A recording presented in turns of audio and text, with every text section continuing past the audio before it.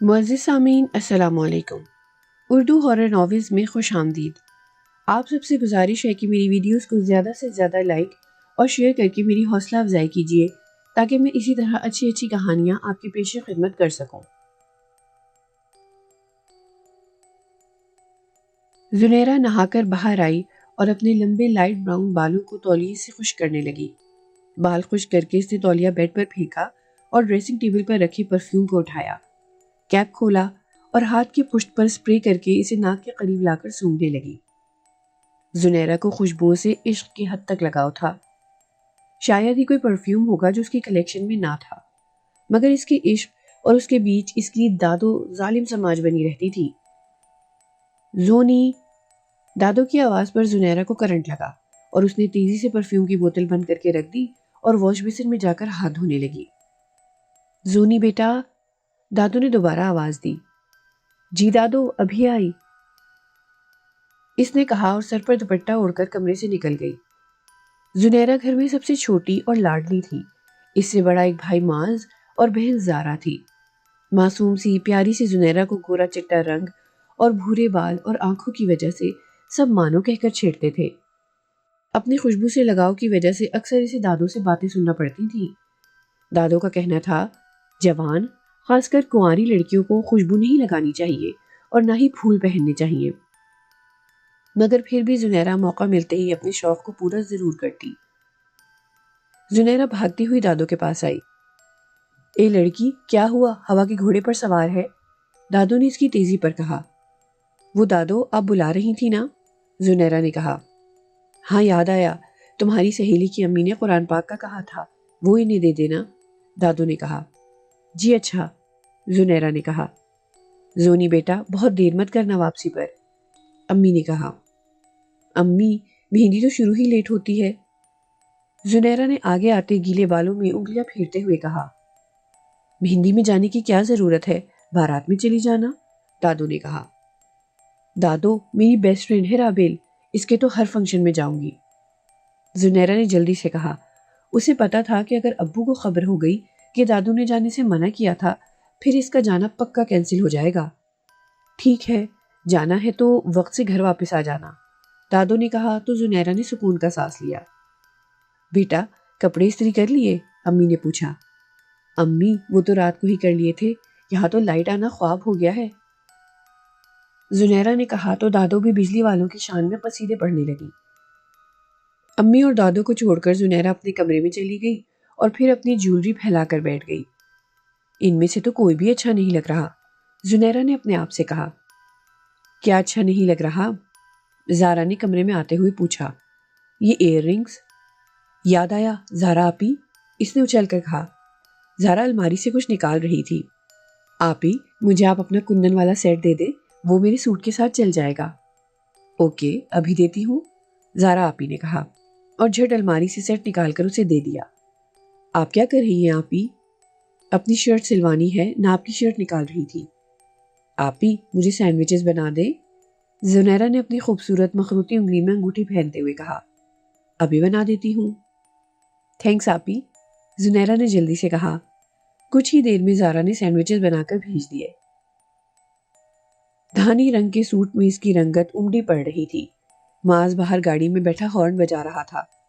ابھی آئی، زنیرہ نے جلدی سے کہا اور نکلنے لگی۔ زونی بیٹا، جلدی آ جانا، امی نے تاکید کی تو زنیرہ گردن ہلانے لگی اور تیزی سے گاڑی میں جا کر بیٹھ گئی۔ رابیل کے گھر پہنچ کر زنیرہ جلدی سے گاڑی سے اتر کر اندر جانے لگی۔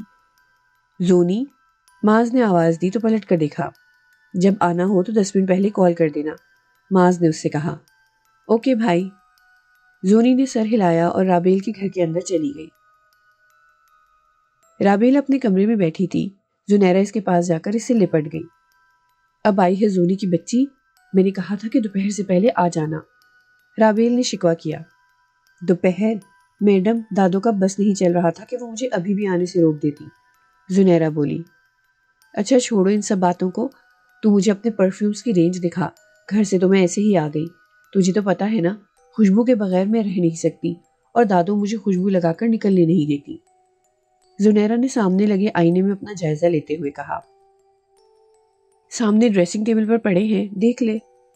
رابیل نے کہا تو زنیرہ پرفیومز دیکھنے لگی، پھر اس نے ایک بوتل اٹھائی اور اپنے اوپر پرفیوم اسپرے کر لیا۔ بس کر، رابیل نے کہا، کیونکہ زنیرہ نے اس کے اوپر بھی اسپرے کرنا شروع کر دیا تھا۔ ارے بھائی، آج تو زنیرہ قیامت ڈھا کر چھوڑے گی، رمشا نے کہا۔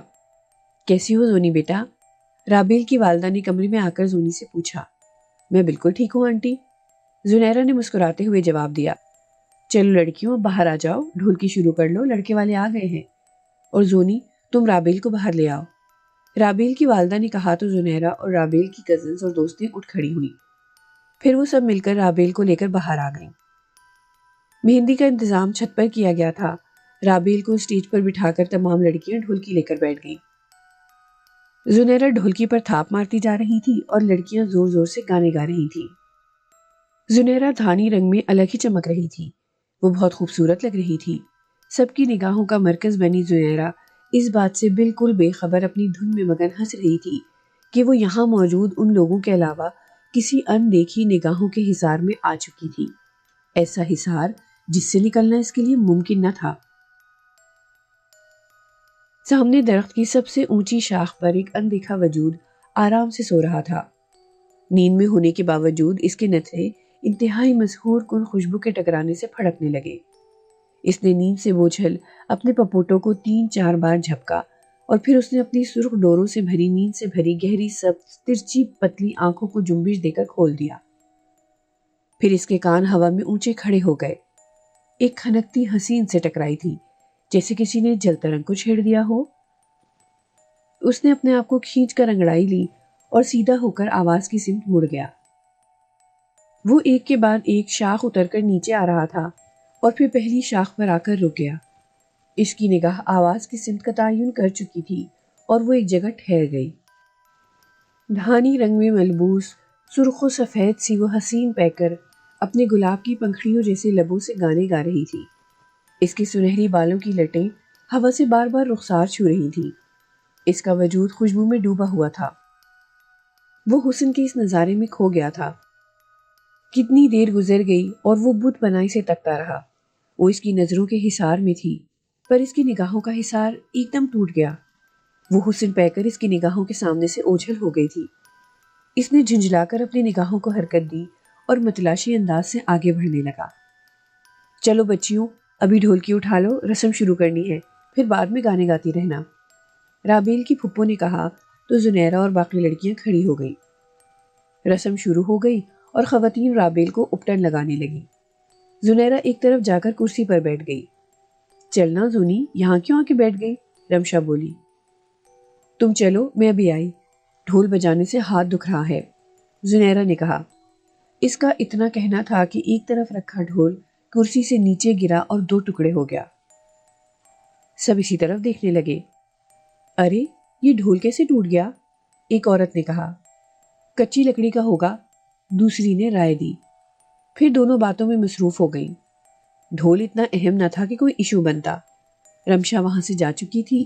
زنیرہ اٹھنے لگی تو اس کی نگاہ اپنے برابر میں پڑے موتی کے گجروں پر پڑی۔ زنیرہ نے وہ گجرے اٹھا لیے اور انہیں ہاتھ میں پہننے ہی والی تھی کہ رابیل کی پھپھو آ گئیں۔ زنیرہ بیٹا، رمشا اور رابیل تمہیں بلا رہی ہیں۔ ارے اتنے خوبصورت گجرے، انہوں نے زنیرہ کے ہاتھ میں گجرے دیکھ کر کہا۔ آنٹی آپ پہن لیں، یہ میرے نہیں ہیں، زنیرہ بولی اور گجرے ان کی جانب بڑھائے۔ رابیل کی پھپھو نے وہ گجرے لے کر پہن لیے۔ تھینک یو بیٹا، انہوں نے کہا اور زنیرہ مسکراتی رابیل کے پاس چلی گئی۔ رسم چل رہی تھی، ایک دم شور ہونے لگا۔ سب وہاں پہنچے تو وہاں عجیب ہی منظر نظر آیا۔ گھر پر سجی لائٹیں جانے کیسے ٹوٹ کر گر گئیں۔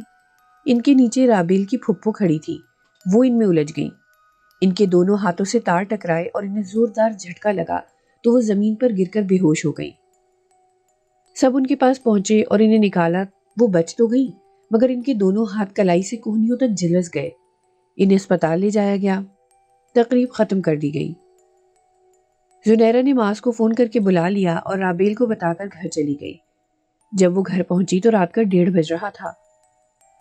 گھر پہنچ کر جب دادو کو پتہ چلا کہ زونی خوشبوؤں میں ڈوبی ہوئی ہے تو انہوں نے اس کی خوب کلاس لی۔ اب تو زونی کی ٹھیک ٹھاک شامت آ گئی۔ ابو امی اور دادوں نے اس کو بہت ڈانٹا۔ زونی، وقت دیکھا ہے تم نے؟ ضروری نہیں ہے کہ بڑوں کی بات کو رد کر کے ہر جگہ منمانی کی جائے۔ جانتی ہو کہ رات میں لڑکیوں کا یوں خوشبو لگانا کتنا خطرناک ثابت ہو سکتا ہے؟ دشمن نہیں ہوں میں تمہاری۔ دادو روحان سی ہو گئی۔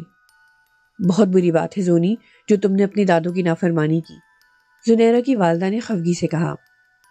زنیرہ اس وقت شرمندگی سے زمین میں گڑی جا رہی تھی۔ اس پر گھڑوں پانی آن پڑا تھا۔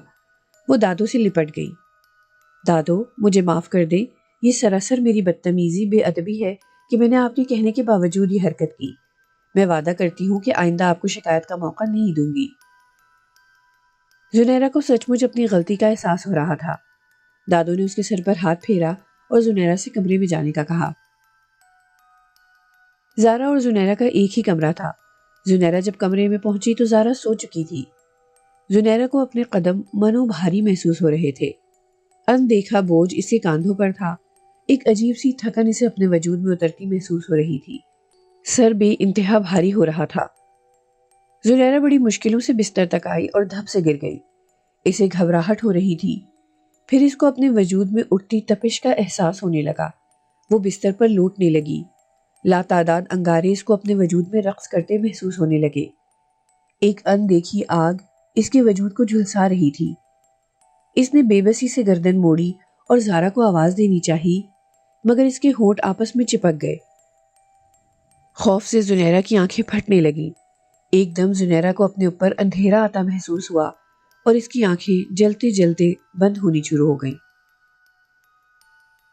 زونی اٹھو، 11 بج رہے ہیں۔ زارا نے زنیرہ کو اٹھانے کے لیے ہاتھ لگایا تو وہ چونک گئی۔ زنیرہ بھٹی کی طرح تپ رہی تھی۔ اس کی گوری رنگت تانبے کی طرح ہو رہی تھی۔ زونی، چندا۔ اس نے زنیرہ کی دہکتی پیشانی کو چھوا تو اس نے آنکھیں کھول دی۔ زنیرہ کی آنکھوں میں سرخ ڈورے تیر رہے تھے۔ زارا نے گھر والوں کو بتایا تو سب آ گئے۔ زارا اور معاذ اسے ڈاکٹر کے پاس لے گئے۔ واپس آ کر زنیرہ دوا کھا کر سو گئی۔ وہ کھڑا اسے ٹکٹکی باندھے تک رہا تھا۔ پھر وہ چلتا ہوا اس کے قریب آیا۔ زنیرہ کو ایک دم سے بے انتہا تپش محسوس ہونے لگی۔ وہ نیند میں تھی، مگر تپش سے اسے محسوس ہو رہا تھا کہ وہ پسینے میں شرابور ہو چکی ہے۔ اس نے زنیرہ کی پیشانی کو چھوا تو زنیرہ کو آگ میں لپٹے محسوس ہونے لگی۔ اس کے حلق میں کانٹے پڑنے لگے۔ اس نے اپنے لبوں پر زبان پھیری اور بولی، پانی۔ وہ بمشکل بول پائی۔ وہ مڑی تو اس کے ہونٹوں سے ٹھنڈے پانی کا گلاس لگا دیا گیا۔ وہ پانی پی کر تکیے پر گر گئی۔ صبح زارا آئی تو زونی کو دیکھ کر دھک سے رہ گئی۔ ایک ہی رات میں اس کی آنکھیں سیاہ حلقوں سے سجی ہوئی ملی۔ زونی، یہ کیا حالت بنا لی ہے؟ چلو اٹھو، رابیل کا فون آیا ہے، آج اس کی شادی ہے، تمہاری بیسٹ فرینڈ کی۔ زارا نے پیار سے کہا، مگر زنیرہ نے صاف انکار کر دیا اور بولی، میری طبیعت بالکل ٹھیک نہیں ہے، میں جا نہیں پاؤں گی۔ رابیل کی ناراضگی کی وجہ سے باقی گھر والے شادی میں چلے گئے، صرف دادو اور زنیرہ رہ گئی۔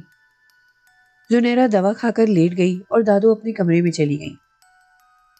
زنیرہ کمرے میں لیٹی تھی کہ کسی نے دروازہ نوک کیا۔ ٹھک ٹھک ٹھک۔ زنیرہ نے سوچا دادو کو کچھ ضرورت ہوگی۔ وہ مشکل سے اٹھی اور دروازہ کھولا تو ایک زوردار ہوا کے جھونکے نے اس کے بال بکھیر دیے۔ زونی کو یہ تک یاد نہ تھا کہ زارا نے اس کے بال باندھے تھے، مگر وہ تو کھلے ہوئے تھے۔ وہ دروازہ بند کر کے بستر پر آئی تو اسے ایک سایہ سا اپنے اوپر محسوس ہوا۔ اس کی آنکھیں بوجھل ہونے لگی اور غنودگی سی طاری ہونے لگی۔ وہ بے اختیار بستر پر دراز ہوتی چلی گئی۔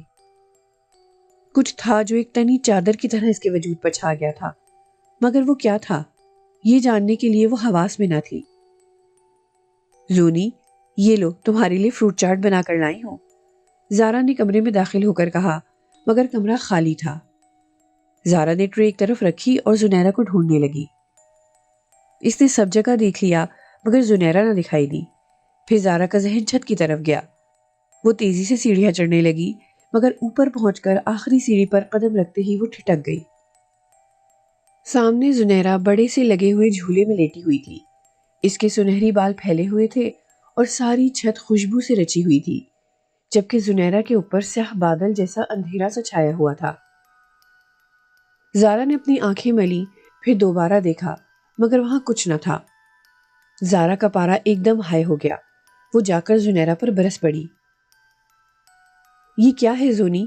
دادی نے منع کیا تھا نا تمہیں اس طرح پرفیوم لگانے سے، وہ بھی مغرب کے وقت۔ جواب میں زنیرہ نے زارا کو چند لمحے گھورا، پھر اجنبی انداز سے اس کی طرف دیکھنے لگی۔ اٹھو یہاں سے اور نیچے چلو۔ زارا نے اس کو اٹھایا۔ زنیرہ اٹھ تو گئی مگر آگے نہ بڑھی۔ چلو اب، زارا نے پھر کہا۔ زنیرہ ٹس سے مس نہ ہوئی۔ چلو زونی۔ زارا نے اس کا ہاتھ پکڑ کر سختی سے کھینچا۔ جواب میں ایک کرارا تھپڑ زارا کے منہ پر پڑا اور وہ چکرا کر رہ گئی۔ اذان کی آواز آئی تو زنیرہ خود تیزی سے نیچے بھاگ گئی اور کمرے میں گھس گئی۔ زارا اس کی حرکت پر پریشان نیچے آ گئی مگر اس نے کسی سے کچھ نہ کہا۔ اگلے روز جب زونی واش روم میں تھی تو زارا نے اس کے سارے پرفیومز اٹھائے اور انہیں لے جا کر باہر پھینک آئی۔ بہت بدتمیز ہو گئی ہو زونی، بڑوں کی عزت کرنا بھول گئی ہو، یہی تمہاری سزا ہے، زارا نے غصے سے کہا۔ پھر زارا نے امی سے کہا کہ وہ نہانے جا رہی ہے۔ زارا نے گرم اور ٹھنڈے پانی کو بیلنس کیا اور شاور کھول دیا۔ پھر سر میں شیمپو لگانے کے لیے اس نے شاور بند کیا۔ بالوں میں شیمپو لگانے کے بعد زارا نے شاور کھولا اور اس کے نیچے آ کھڑی ہوئی اور اس کی چیخیں نکل گئیں۔ اس کے پورے وجود پر پانی لاوے کی طرح برسا تھا۔ پانی ابلنے کی حد تک کھول رہا تھا۔ زارا کے جسم پر آبلے پڑ گئے تھے۔ وہ مسلسل چیخ رہی تھی۔ اس کی آواز پر امی دوڑتی ہوئی آئیں اور باہر سے معلوم کرنے لگی۔ زارا نے انہیں اندر بلا لیا اور امی کسی طرح سے لے کر اسے باہر آئیں۔ انہوں نے بڑی چادر سے اسے ڈھانک دیا، پھر اسے اسپتال میں ایڈمٹ کروا دیا گیا۔ کافی روز اس کا علاج چلا اور پھر وہ گھر آ گئی۔ کمرے سے جب سب چلے گئے تو زنیرہ نے اپنا انداز بدل لیا۔ اگر خیریت چاہتی ہے تو اپنے کام سے کام رکھ، میرے اور اس کے بیچ آئی تو۔ زنیرہ نے روکھے انداز سے کہا۔ زارا کو اس سے خوف محسوس ہو رہا تھا۔ اس نے ڈر کے مارے اپنی آنکھیں مینچ لیں۔ زونی بیٹا، ماس کی شرٹ استری کر دو، امی نے زنیرہ کو شرٹ دیتے ہوئے کہا اور چلی گئی۔ زنیرہ نے شرٹ کی طرف دیکھا اور شرٹ سے دھواں نکلنے لگا۔ جب ماز اپنی شرٹ لینے آیا تو اسے دیکھ کر اس کے غصے کا کوئی ٹھکانہ نہ رہا۔ یہ کیا کیا؟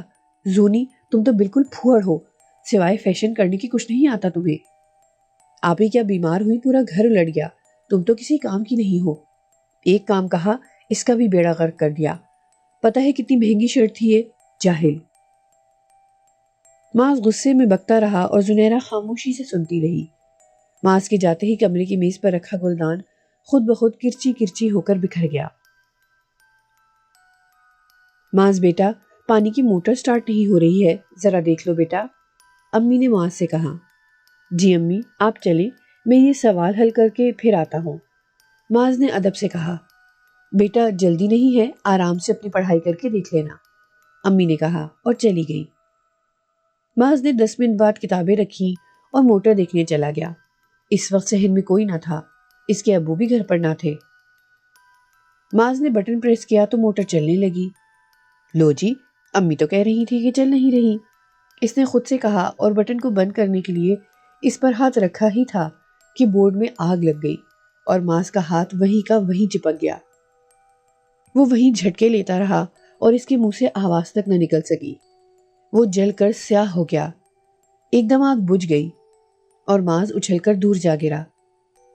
کتنی ہی دیر وہ صحن میں پڑا رہا مگر کسی کو خبر نہ ہو سکی۔ جب ماز کے والد چابی سے لاک کھول کر گھر کے اندر آئے تو ان کی نظر ماز پر پڑی۔ ماز! وہ دوڑ کر اس کے پاس آئے اور اسے اٹھا کر اسپتال بھاگے مگر کوئی فائدہ نہ ہوا۔ ماز واپس نہ آنے والے سفر پر روانہ ہو چکا تھا۔ گھر میں صفے ماتم بچ گئی۔ سارے رشتہ دار ملنے والے اس جوان موت پر آبدیدہ تھے۔ زنیرہ اب بھی اپنے کمرے میں گھسی خاموش بیٹھی تھی۔ سب سمجھ رہے تھے کہ بھائی کی موت کا صدمہ ہے۔ زارا پھر بھی ہمت کر کے اٹھ کھڑی ہوئی اور والدین کو دلاسے دیتی رہی۔ اس موقع پر اسے اپنی پھپھو سے بہت ڈھارس ملی۔ روبینہ پھپھو اپنے بیٹے ضامن کے ساتھ آئی تھی۔ انہوں نے بکھرے ہوئے غمزدہ والدین کو سمیٹا۔ زنیرہ کی دادوں کی حالت بھی بہت خراب ہو رہی تھی۔ ماز ان کا اکلوتا پوتا تھا۔ ماز کی تدفین کے بعد تایا، چچا اور روبینہ پھپھو وہیں رک گئے۔ روبینہ پھپھو نے خاموش بیٹھی زنیرہ سے کہا، زونی بیٹا کچھ بولو، مگر زنیرہ خاموشی سے گردن جھکائے زمین کو تکتی رہی۔ بھابھی، اس کا بولنا یا رونا بہت ضروری ہے، اس سے کچھ بلوائیں؟ روبینہ پھپھو نے فکرمندی سے زنیرہ کی امی سے کہا۔ پھر تو سب نے زنیرہ کو ہلانا شروع کر دیا۔ پہلے تو زنیرہ کچھ نہ بولی، پھر منہ اوپر اٹھا کر ایک زناٹے دار تھپڑ روبینہ پھپھو کے رسید کر دیا۔ روبینہ پھپھو چکرا کر رہ گئی اور ہکا بکا زنیرہ کی طرف دیکھنے لگی۔ لمحہ بھر کسی کو کچھ سمجھ نہ آیا۔ اگلا لمحہ سب کے لیے دانتوں تلے انگلی دبانے والا تھا۔ زنیرہ نے بھاری آواز میں کہا، مر گیا اپنے کیے کی وجہ سے، جو مجھ سے اڑے گا اپنے انجام کو پہنچے گا۔ سب زنیرہ کو چونک کر دیکھنے لگے۔ بھائی، زونی نے معاذ کی موت کا اثر دماغ پر لے لیا ہے۔ بھائی کی موت کا صدمہ اب برداشت نہ کر پائی میری بچی۔ زنیرہ کے چچا بولے، فوراً ڈاکٹر کو بلواؤ۔ تایا ابو نے کہا تو ضامن ڈاکٹر کو لینے چلا گیا۔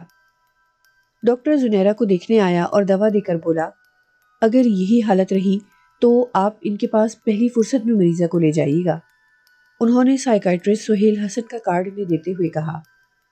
گھر والوں نے زونی کو پابندی سے دوا دی، مگر اس نے کسی سے ملنا تک بند کر دیا تھا۔ کوئی اس کے کمرے میں نہ جاتا۔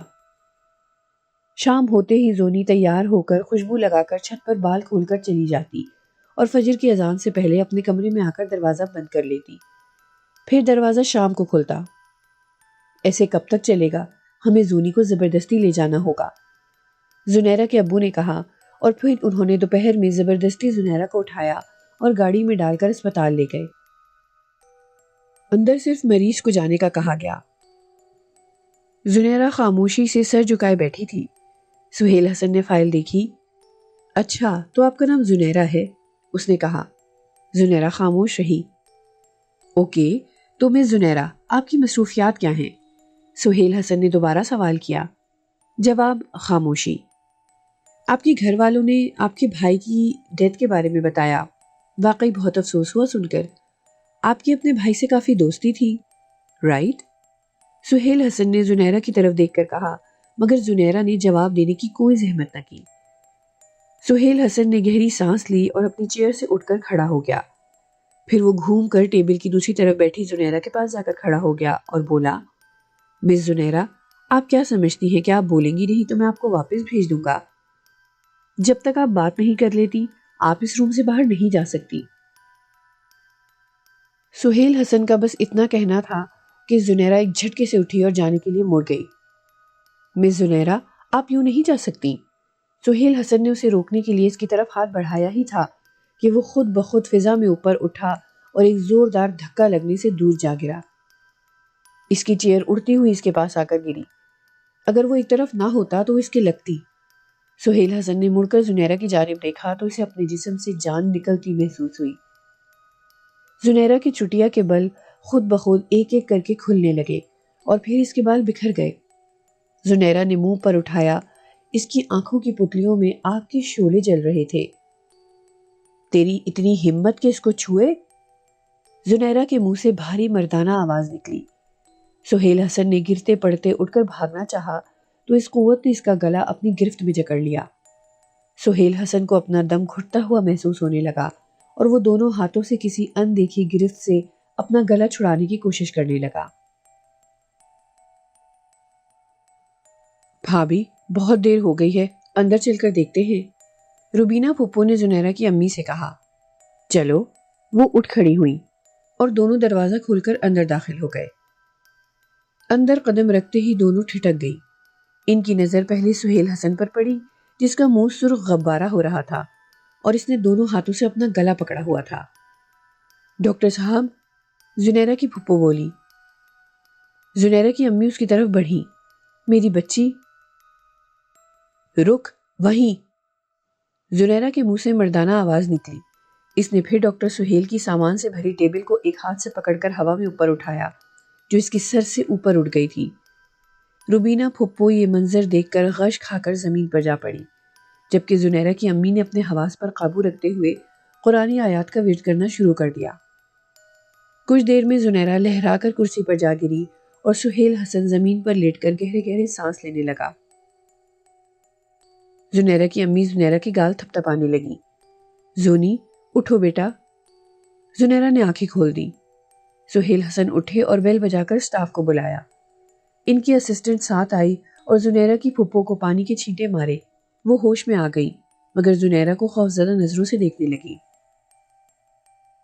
سہیل حسن نے زنیرہ کو وہیں بٹھایا اور اس کے والدہ اور پھپھو کو لے کر باہر آ گئے اور ایک طرف لے جا کر بولے، دیکھیں آپ کو شاید میری بات عجیب لگے کہ میں سائیکائٹرسٹ ہو کر آپ سے یہ بات کر رہا ہوں، مگر میں مسلمان ہوں اور اس بات پر میرا یقین ہے کہ دنیا میں آسیب اور جنات کا وجود ہے۔ آپ جتنی جلدی ہو اپنی بچی کو کسی کو دکھائیں، یہ میرا مسئلہ نہیں ہے۔ آپ سمجھ رہی ہیں نا کہ میں کیا کہنا چاہ رہا ہوں؟ جی ڈاکٹر صاحب، میں سمجھ گئی آپ کیا کہنا چاہ رہے ہیں، روبینہ پھپھو نے کہا۔ پھر وہ لوگ واپس اپنے گھر آ گئے۔ زنیرہ کو اس کی امی نے کمرے میں لے جا کر لٹا دیا۔ پھر دوسرے کمرے میں بڑوں کی میٹنگ شروع ہو گئی۔ روبینہ پھپھو نے سائیکائٹرسٹ سہیل حسن کے یہاں ہونے والے تمام واقعات سے آگاہ کیا۔ سب باتیں سننے کے بعد زنیرہ کی دادوں نے اپنا سر پکڑ لیا۔ ہزارہ دفعہ منع کیا تھا اس لڑکی کو کہ مت بسی رہا کرو ہر وقت خوشبوؤں میں، مگر کب مانی اس نے میری بات؟ دادو روتے ہوئے بولی، مجھے تو زارا کا جلنا اور معاذ کی موت اسی سلسلے کی کڑی لگ رہی ہے۔ زنیرہ کے چچا بولے تو سب تائید کرنے لگے۔ زارا کو بلاؤ، زنیرہ کے والد نے کہا۔ زارا کمرے میں آئی تو انہوں نے کہا، بیٹا اس روز کیا ہوا تھا جب تم جلی تھی؟ ابو نے پوچھا۔ ابو، زنیرہ دادو کے منع کرنے کے باوجود پرفیوم لگا کر مغرب کے وقت چھت پر لیٹی ہوئی تھی۔ میں نے اس کو نیچے آنے کا کہا تو اس نے… زارا چپ ہو گئی۔ اس نے کیا بیٹا؟ تایا ابو بولے۔ اس نے میرے منہ پر زوردار تھپڑ مارا۔ زارا نے سر جھکا کر کہا۔ اوہ اللہ، اتنی بدتمیزی! دادو بولی۔ تو میں نے اگلے دن اس کے سارے پرفیومز لے جا کر پھینک دیے۔ پرفیومز پھینک کر میں نے نہانے کے لیے پانی چیک کیا، وہ بالکل نارمل تھا، مگر جیسے ہی میں نے شاور دوبارہ کھولا اس میں سے ابلتا ہوا پانی نکلا۔ زارا نے بتایا۔ اس کے بعد تمہاری زونی سے کوئی بات ہوئی تھی؟ چچا جان بولے۔ جی چچا جان، جب اسپتال سے واپس گھر آ کر میں روم میں گئی تھی تو زونی نے اکیلے میں مجھے دھمکایا تھا کہ اگر اپنی خیریت چاہتی ہے تو اپنے کام سے کام رکھ، میرے بیچ نہ آ۔ اور ہاں، یاد آیا، جب اس روز میں اسے بلانے چھت پر گئی تھی تو میں نے زونی کے اوپر ایک سیاہ بادل نما سایہ دیکھا تھا، مگر وہ پلک جھپکتے ہی غائب ہو گیا تھا۔ زارا نے تفصیل سے بتایا۔ زنیرہ کی امی سر پکڑ کر بیٹھ گئی اور بولی، یا اللہ، میری بچی کی حفاظت کر، وہ تو نادان تھی مگر تو بچانے والا ہے۔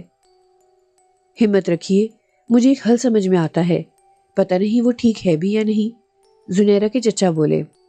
جلدی بتائیں بھائی صاحب، زنیرہ کی امی بےتابی سے بولی۔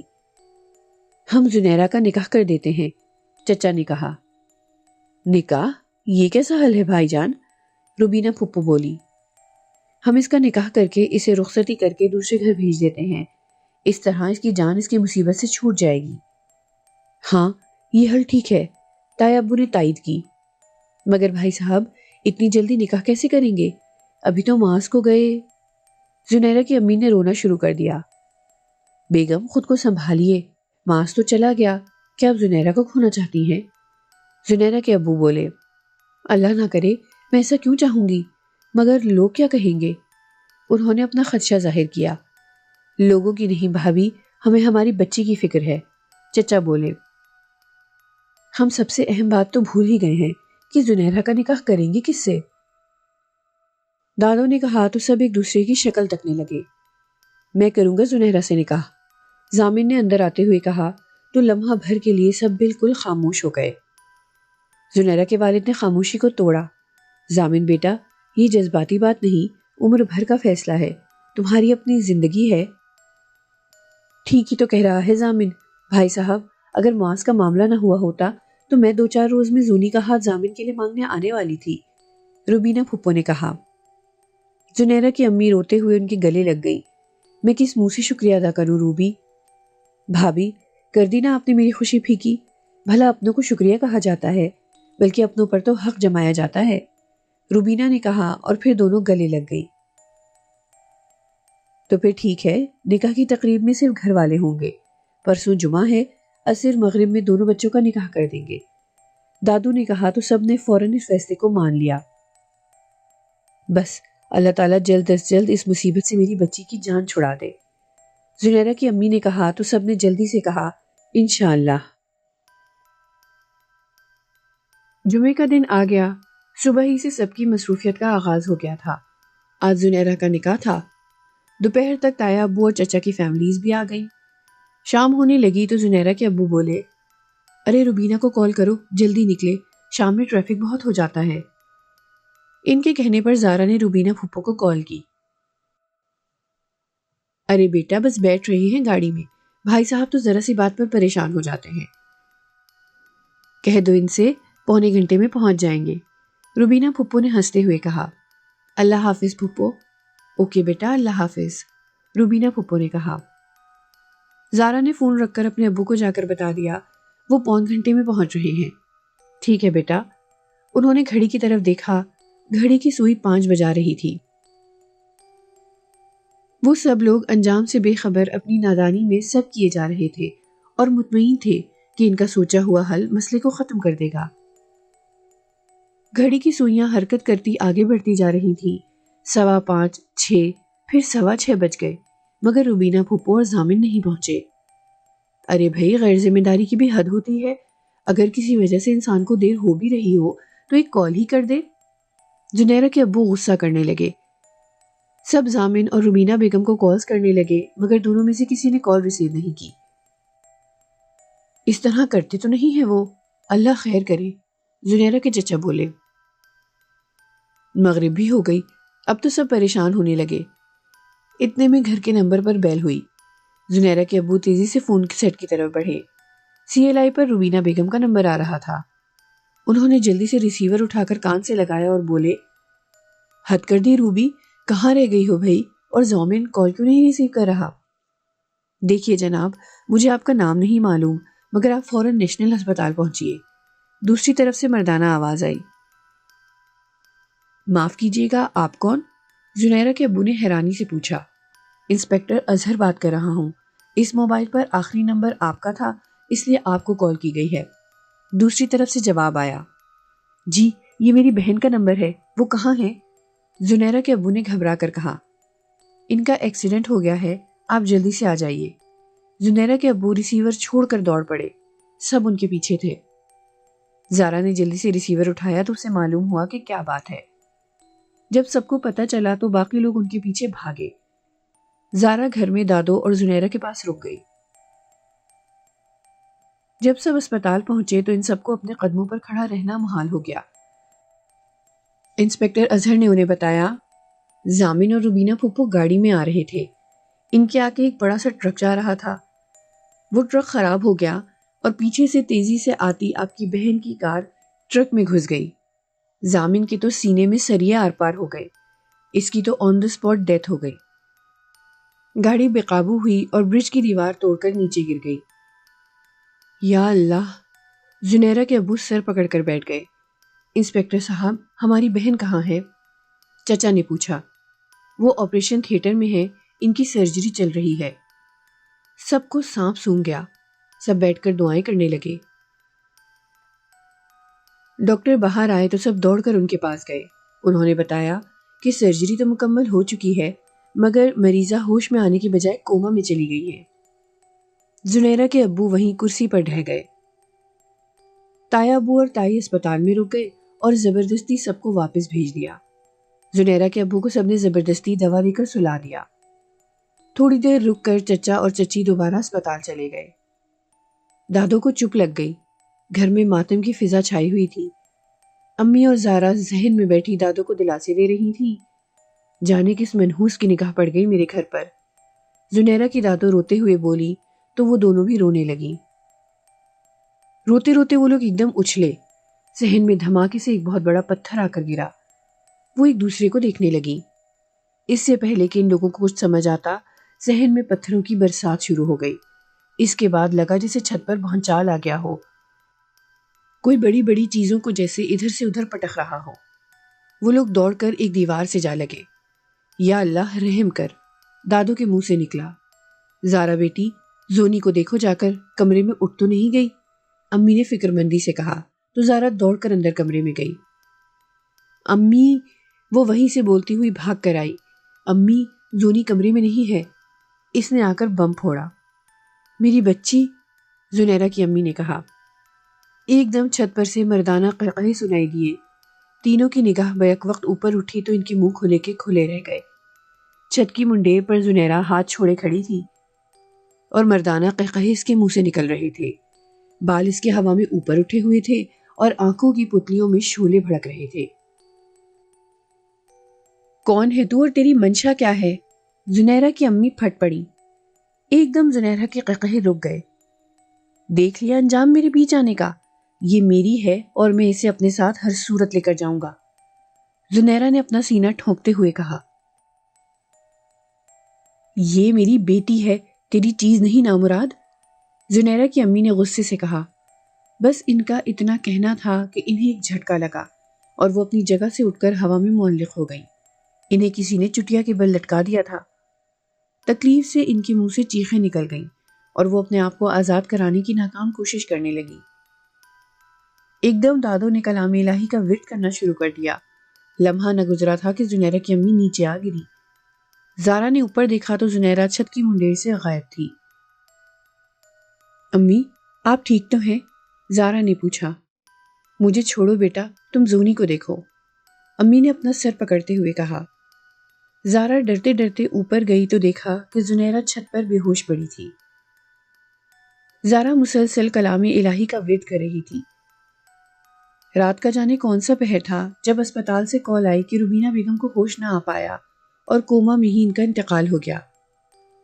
زنیرہ کے ابو کو جب یہ خبر دی گئی تو ایک دم اسپتال کی طرف دوڑے۔ دادو پر غشی کے دورے پڑنے لگے، وہ سنبھالے نہ سنبھل رہی تھی۔ زنیرہ کے ابو اپنی بہن کو دفنا کر گھر واپس آئے اور خاموشی سے ایک طرف بیٹھ گئے۔ دروازے پر ایک فقیر نے صدا لگائی تو اٹھ کر گئے اور اسے پیسے دینے لگے۔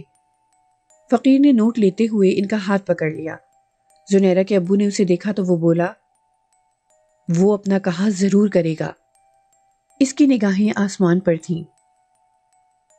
ایک دم زنیرہ کے ابو کو جھٹکا لگا اور وہ وضو کر کے مسجد کی طرف گئے۔ ان کا دل ڈوب رہا تھا، ان کے پیارے ایک ایک کر کے انہیں چھوڑ کر جا رہے تھے اور وہ بے بس تھے۔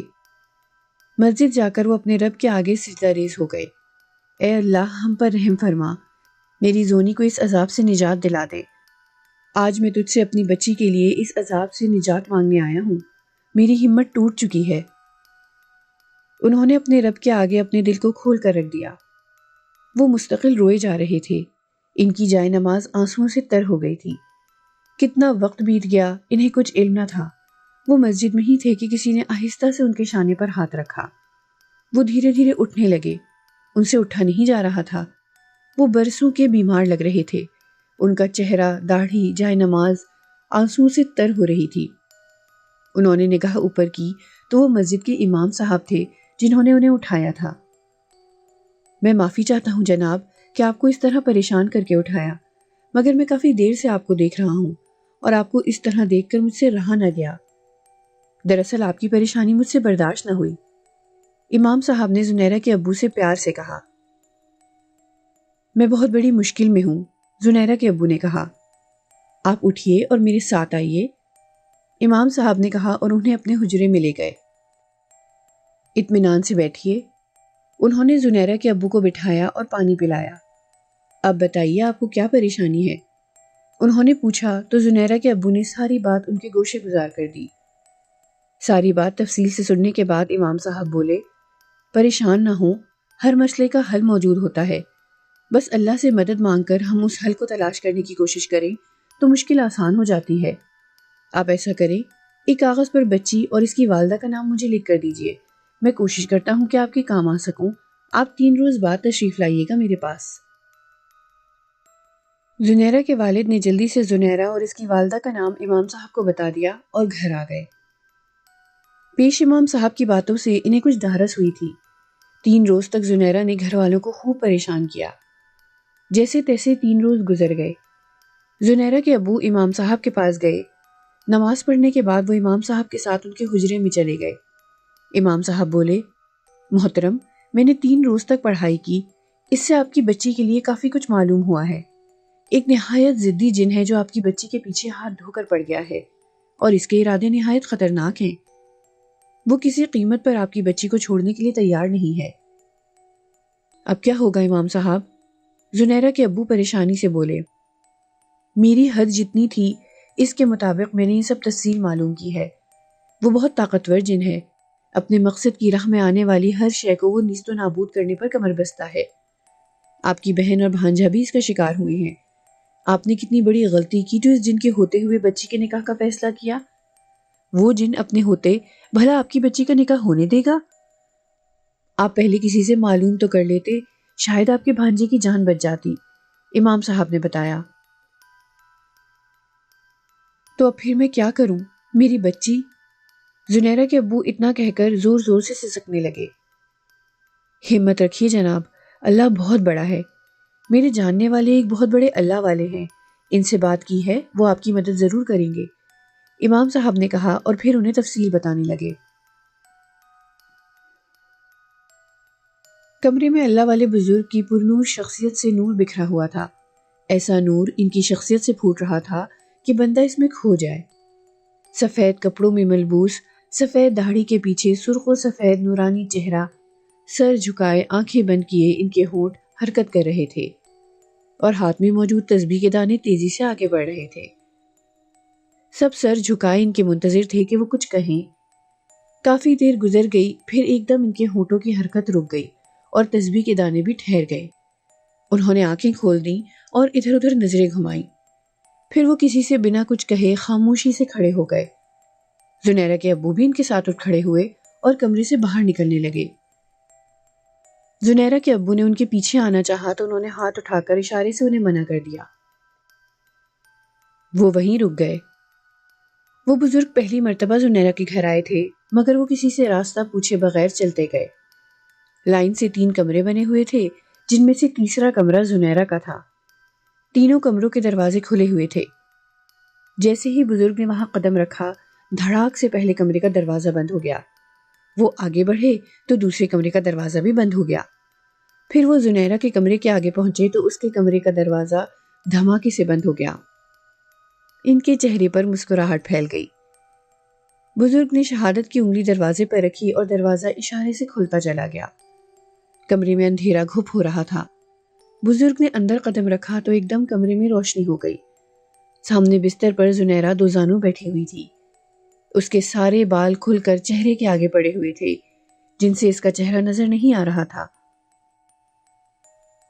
ایک دم کمرے میں موجود الماری میں لگا شیشہ دھماکے سے ٹوٹ کر کرچی کرچی ہو کر زمین پر بکھر گیا۔ پھر ایک طرف رکھی ہوئی کرسی ہوا میں اڑتی ہوئی سامنے کی دیوار سے جا کر ٹکرائی اور نیچے جا پڑی۔ بند کر اپنی یہ شعبدہ بازی، بزرگ نے رعبدار آواز سے کہا تو چند لمحے کے لیے کمرے میں سناٹا چھا گیا۔ زنیرہ کے منہ سے مردانہ قہقہے نکلنے لگے۔ پھر تو کمرے میں طوفان آ گیا۔ ایک ایک کر کے کمرے میں موجود تمام چیزیں ہوا میں معلق ہو کر دھم سے نیچے گرتیں، پھر اوپر اٹھتیں، پھر دوبارہ نیچے گر جاتیں۔ کمرے سے آتی آوازوں سے گھر والے ہول رہے تھے اور مسلسل دعائیں مانگ رہے تھے۔ بزرگ نے پڑھنا شروع کیا تو تمام کی تمام چیزیں آہستہ سے نیچے اپنی جگہ پر آ گئیں۔ زنیرہ نے زور زور سے جھٹکے لینے شروع کر دیے، پھر اس کے منہ سے گالیوں کا طوفان نکلنے لگا۔ زنیرہ نے اپنی جگہ سے ہلنے کی لاکھ کوشش کی، مگر وہ انچ نہ ہل سکی۔ ایسا لگتا تھا کہ کسی نے طاقتور زنجیروں سے جکڑ دیا ہو۔ پہلے تو وہ زور لگاتی رہی، پھر اس کے منہ سے غراہٹ نکلنے لگی، پھر وہ زور سے دہاڑی، چھوڑ مجھے! مگر بزرگ اطمینان سے خاموش کھڑے رہے۔ میں کہتا ہوں چھوڑ، ورنہ پچھتائے گا، زنیرہ نے غراتے ہوئے دھمکی دی۔ بکواس بند کر اور چھوڑ دے اس بچی کو، کیوں پریشان کر رہا ہے اسے؟ حضرت نے غصے سے کہا۔ یہ مجھے بہت اچھی لگی، اس کے مہکتے وجود نے مجھے اس پر عاشق ہونے پر مجبور کر دیا۔ اب یہ صرف اور صرف میری ہے، میں اس کو حاصل کر کے رہوں گا۔ زنیرہ کے منہ سے بھاری سی آواز نکلی۔ چھوڑنا تو اسے تجھے پڑے گا، بزرگ نے جواب میں کہا۔ ناممکن ہے، یہ میری چیز ہے اور میں اسے ضرور اپنے ساتھ لے کر جاؤں گا، جن نے غصے سے کہا۔ یہ کوئی چیز نہیں، جیتی جاگتی بچی ہے اور اس پر تیری کوئی مرضی نہیں چلے گی۔ اور رہی بات لے جانے کی، تو اسے تو کیا لے کر جائے گا، پہلے اپنے جانے کی تو فکر کر۔ بزرگ کا اتنا کہنا تھا کہ زنیرہ کے منہ سے درد بھری چیخیں نکلنا شروع ہو گئیں۔ زنیرہ نے سر پٹکنا شروع کر دیا۔ چھوڑ دو مجھے، جن نے غراتے ہوئے کہا، مگر بزرگ نے اپنی پڑھائی شروع کر دی تھی۔ میں کہتا ہوں چھوڑ دو مجھے۔ بزرگ پڑھتے رہے، چھوڑ دو مجھے، جانے دو۔ اب اس کی آواز میں اذیت تھی۔ جانے دو مجھے، اس نے گڑ گڑا کر کہا۔ نکل گئے تیرے کسبل؟ بزرگ نے کہا۔ میں چلا جاؤں گا یہاں سے، مجھے چھوڑ دو، جن نے منت کرنے والے انداز میں کہا۔ صرف اتنا نہیں کہ چلا جاؤں گا، وعدہ کر کہ اس بچی کو یہیں چھوڑ کر جائے گا، تو پھر تیری بات پر غور ہوگا۔ بزرگ نے پڑھائی روک کر کہا تو چند لمحے زنیرہ خاموش رہی۔ بزرگ نے پھر پڑھائی کرنی شروع کر دی تو زنیرہ کے منہ سے چیخیں نکلنے لگی۔ معاف کر دے مجھے منظور ہے، مجھے جانے دے، میں اس لڑکی کو چھوڑ دوں گا، جن نے اذیتناک انداز میں بلبلاتے ہوئے کہا۔ ٹھیک ہے، بزرگ نے کہا، اور پھر کچھ پڑھ کر زنیرہ کی جانب پھونک ماری تو زنیرہ کے جسم سے دھواں نکل کر فضا میں تحلیل ہو گیا اور زنیرہ دھپ سے بستر پر گر پڑی اور بے سدھ ہو گئی۔ بزرگ کمرے سے نکل گئے اور واپس زنیرہ کے گھر والوں کے پاس گئے۔ زنیرہ کی والدہ کو ایک تعویذ دیا اور بولے، لمحہ ضائع کیے بغیر یہ بچی کے گلے میں ڈال کر آؤ۔ زنیرہ کی امی نے تعویذ لیا اور دوڑتی ہوئی گئیں، پھر اسے زنیرہ کے گلے میں ڈال دیا اور واپس آ گئیں۔ پھر بزرگ بولے، اس مردود سے بچی کی جان چھوٹ گئی ہے، مگر بھول کر بھی یہ تعویذ بچی کے گلے سے نہیں اترنا چاہیے۔ کچھ بھی ہو جائے، جب تک یہ تعویذ بچی کے جسم سے لگا رہے گا، وہ مردود کبھی چاہ کر بھی اس کے قریب نہ آ پائے گا، کیونکہ ایسے ضدی جن دوبارہ بھی قابض ہو جاتے ہیں۔ یہ تعویذ زندگی بھر اس بچی کے گلے میں رہنا چاہیے، اور پہلی فرصت میں آپ اس بچی کا نکاح کر دیں۔ شادی کے بعد بھی یہ تعویذ اترنا نہیں چاہیے۔ یہ کہہ کر بزرگ خاموش ہو گئے۔ میں آپ کا شکریہ کس طرح ادا کروں؟ زنیرہ کے والد نے روتے ہوئے حضرت کا ہاتھ تھام کر اپنی آنکھوں سے لگا لیا۔ شکر میرا نہیں، اس پاک ذات کا ادا کرو جس کے ہاتھ میں سب کچھ ہے۔ یہ تو میرے اللہ کا مجھ پر احسان ہے کہ اس نے اپنے بندوں کی آسانی کے لیے مجھے چنا ہے۔ بزرگ بولے، اچھا حضرت، مجھے میرے محسن کا نام تو بتا دیجئے۔ زنیرہ کے ابو بولے تو بزرگ مسکرا دیے اور کہا، بندہ خدا، اور ان سے رخصت ہو کر چلے گئے۔ بعد میں زنیرہ کے ابو کے بے حد اصرار پر امام صاحب نے حضرت کا نام انہیں بتایا، بزرگ اشرف شاہ۔ زونی بیٹا ذرا ادھر تو آؤ، اور ہاں میری ڈائری لیتی آنا۔ زنیرہ کی امی نے اسے آواز دی۔ زنیرہ امی کی ڈائری لے کر آ گئی اور ان کے ہاتھ میں دے دی۔ امی نے ڈائری کے صفحے کھولے اور بولی، زونی ذرا فون تو لگاؤ۔ کس کو امی؟ یہ لو۔ امی نے ڈائری زنیرہ کے ہاتھ میں دیتے ہوئے کہا۔ زنیرہ نے ڈائری پر نگاہ ڈالی تو وہاں نگہت آنٹی کا نمبر درج تھا۔ وہ اس کی امی کی کالج فرینڈ تھیں اور ان دنوں اسلام آباد میں رہتی تھیں۔ زنیرہ نے نمبر ڈائل کیا اور آواز دے کر امی کو بلا لیا۔ امی لیں، بیل جا رہی ہے۔ زنیرہ نے ریسیور امی کو دیتے ہوئے کہا۔ 3 بیلز کے بعد نگہت آنٹی نے خود فون کیا۔ کیسی ہو نگہت؟ زنیرہ کی امی نے پوچھا۔ میری چھوڑو، تم نے آج کیسے یاد کر لیا بے وفا؟ نگہت آنٹی نے ہنستے ہوئے کہا، ہاں تم تو جیسے روز مجھے کال کرتی ہو۔ آخری بار میں نے ہی تمہیں کال کی تھی جب تم اپنی نند کی بیٹی کی شادی میں آئی ہوئی تھی۔ اس بات کو سال ہونے والا ہے۔ زنیرہ کی امی نے کہا۔ سب خیریت سے ہیں، اللہ کا شکر ہے۔ میں نے تمہیں انوائٹ کرنے کے لیے فون کیا ہے۔ کارڈ تو 1-2 روز میں پہنچ جائے گا، مگر میں تمہیں پرسنلی کہہ رہی ہوں، 27 ستمبر کو زارا اور زنیرہ دونوں کی شادی ہے۔ زنیرہ کی امی نے کہا۔ ارے بھائی، بہت بہت مبارک ہو۔ نگہت آنٹی نے خوشی سے سرشار انداز میں کہا۔ تمہیں بھی مبارک ہو، زنیرہ کی امی نے کہا۔ لڑکے کیا کرتے ہیں؟ نگہت آنٹی نے پوچھا۔ بھائی، زارا کا ہونے والا شوہر تو ڈاکٹر ہے، جبکہ زونی کا ہونے والا شوہر اس کی دوست رابیل کا دیور ہے، CSS کیا ہوا ہے، آفیسر ہے۔ رشتے دونوں بہت اچھے تھے تو میں نے سوچا کیوں نہ دونوں کے فرض سے ایک ساتھ ہی سبکدوش ہو جاؤں، زنیرہ کی امی نے بتایا۔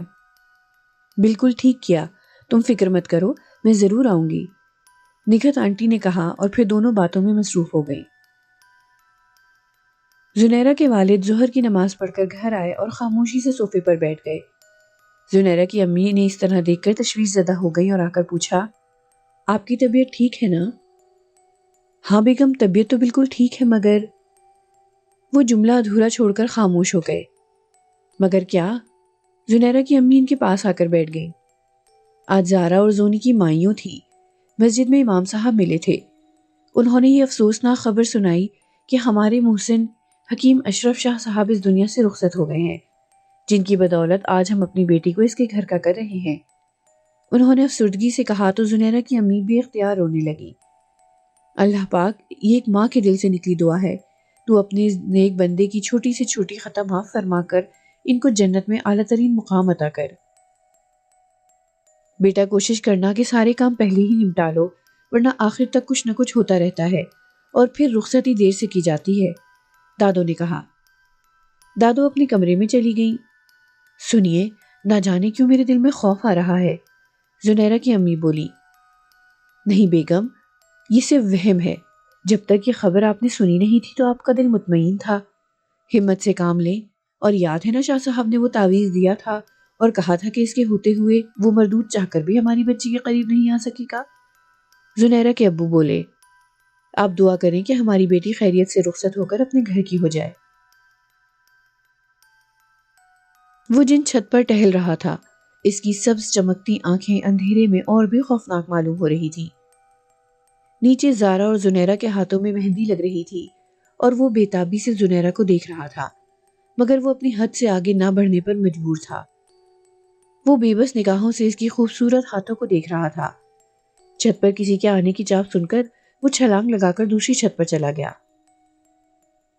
زارا آپی، مجھے تمہارے سوٹ کا رنگ زیادہ اچھا لگ رہا ہے، زونی نے کہا۔ چندا، یہاں میں تمہیں اپنا سوٹ آفر نہیں کر سکتی کیونکہ یہ میری سسرال سے آیا ہوا ہے، میری شادی کا سوٹ ہے، میری ساس گھر میں قدم رکھتے ہی میرا بھرتا بنا دیں گی۔ زارا نے مذاق کیا تو دونوں ہنسنے لگیں۔ دونوں اپنے کمرے میں تیار ہو رہی تھیں اور بیوٹیشین انہیں تیار کرنے گھر آئی ہوئی تھی۔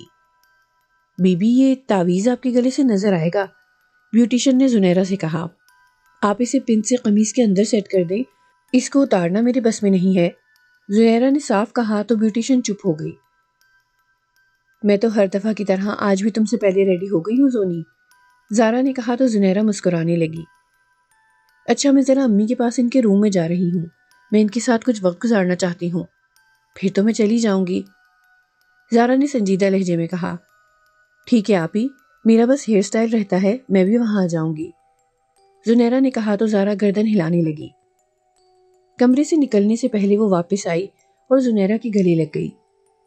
جانے کیوں عجیب سا لگ رہا ہے زونی، پھر ہم ملیں گے یا نہیں، زارا نے بھرائے ہوئے انداز سے کہا تو زنیرہ بھی رونے لگی، پھر الگ ہٹ کر بولی، آپی تم تو ایسے کہہ رہی ہو جیسے رخصت ہو کر US جا رہی ہو، چند گھنٹوں کی دوری پر گھر ہے اور سیکنڈ میں موبائل پر کال لگے گی، کیا ہو گیا، اس نے زارا سے کہا تو وہ روتے ہوئے بھی ہنسنے لگی۔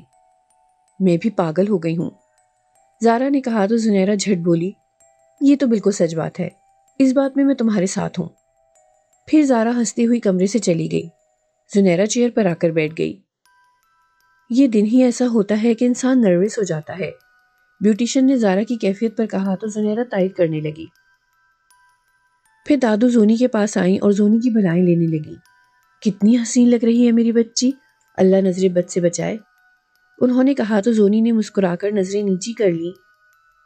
دادو چلی گئیں۔ بیوٹیشین نے زنیرہ کے سنہرے بالوں کو ہاتھ میں پکڑا اور کنگھے سے بالوں کو تیزی سے سمیٹنے لگی۔ اوپر نیچے جاتے کنگھے میں اچانک تعویذ کی ڈوری اٹکی اور اس کی گرہ کھل گئی۔ تعویذ کب زنیرہ کے گلے سے نکل کر نیچے گرا اسے معلوم ہی نہ ہو سکا۔ بیوٹیشین اس سے پہلے کہ کچھ کرتی کمرے میں اندھیرا چھا گیا۔ پھر جب روشنی ہوئی تو بیوٹیشین بے ہوش پڑی تھی اور زنیرہ دلہن بنی آئینے کے سامنے کھڑی تھی۔ اس کے سنہرے بال کھلے ہوئے تھے۔ اس نے پرفیوم کی بوتل اٹھائی اور اپنے اوپر سپرے کیا۔ وہ اکیلی نہ تھی، اس کے برابر میں ایک نوجوان کھڑا تھا۔ اس کی سبز آنکھیں زونی پر ہی تھیں۔ تم صرف میری ہو، آج میں تمہیں اپنے ساتھ ہمیشہ کے لیے لے جاؤں گا، اس کے منہ سے آواز نکلی۔ زنیرہ نے اس نوجوان کی آنکھوں میں دیکھا اور پھر وہ کہیں کھوتی چلی گئی۔ زونی دروازہ کھولو، زارا نے واپس آ کر دروازہ نوک کیا مگر اندر کوئی جواب نہ تھا۔ وہ سیدھی امی کے پاس گئی۔ انہوں نے دادو سے کہا، پھر تو امی، ابو، دادو سب زونی کے کمرے کے باہر جمع ہو گئے۔ امی نے تو دروازے کو توڑ دینے والے انداز سے پیٹ ڈالا مگر کوئی جواب نہ آیا۔ ابو اور چچا نے مل کر دروازے کو توڑ دیا۔ سب اندر آ گئے۔ وہاں ایک طرف بیوٹیشین بے ہوش پڑی تھی مگر زنیرہ کا کہیں نام و نشان نہ تھا۔ دادو نے اٹیچ باتھ میں جھانکا، وہ بھی خالی تھا۔ سب نے بیوٹیشن کو اٹھایا تو اس نے بتایا کہ ایک دم لائٹ چلی گئی تھی، پھر اسے کچھ یاد نہیں۔ سب حیران تھے کہ لائٹ تو گئی ہی نہیں۔ ایک دم دادو نے کمرے میں رچی پرفیوم کی خوشبو پر غور کیا اور انہوں نے اپنا رخ ڈریسنگ ٹیبل کی طرف کیا۔ وہاں ان کا استقبال پرفیوم کی کھلی ہوئی بوتل نے کیا۔ دادو نے آگے بڑھ کر اسے اٹھانا چاہا تو ان کے پیر کے نیچے کوئی چیز آ گئی۔ انہوں نے جھک کر اٹھا لیا۔ وہ چیز کچھ اور نہیں، زونی کے گلے میں پڑا ہوا بزرگ کا دیا ہوا تعویذ تھا۔ اس ضدی جن نے اپنی ضد پوری کر کے چھوڑی۔ یہ میری چیز ہے اور میں اسے ضرور اپنے ساتھ لے کر جاؤں گا۔ اگر آپ کو ہماری کہانیاں پسند آ رہی ہیں تو ہمارا چینل ضرور سبسکرائب کریں۔ ساتھ ہی ساتھ ہمیں کمنٹس میں بتائیے کہ آپ کو ہماری کہانیاں کیسی لگتی ہیں۔